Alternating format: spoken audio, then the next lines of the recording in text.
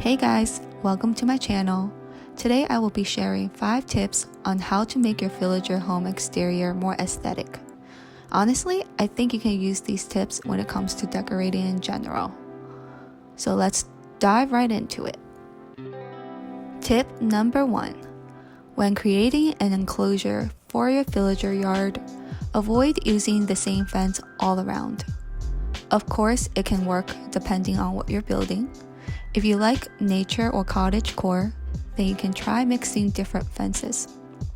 Add some bushes or trees.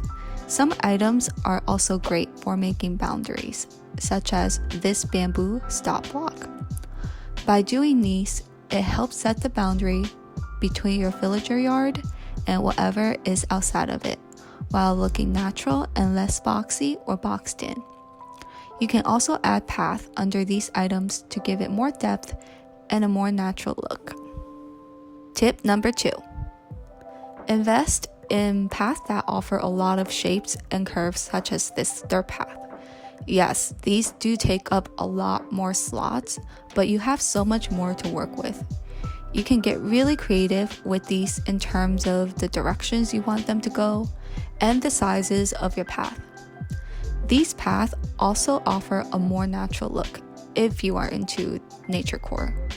It's also nice to combine different paths with different textures. Like here, I switch up the path depending on what items I plan to put in the area.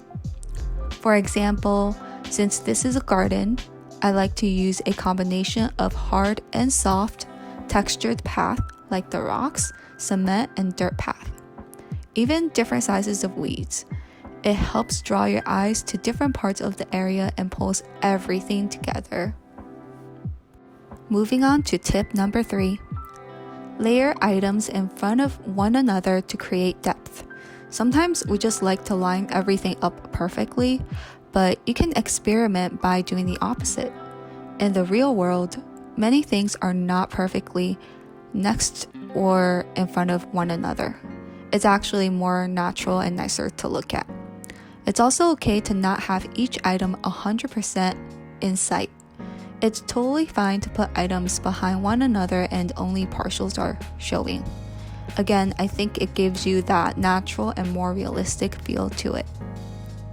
Tip number 4. If you really want your decorations to look aesthetic, it's okay to give up some functionality.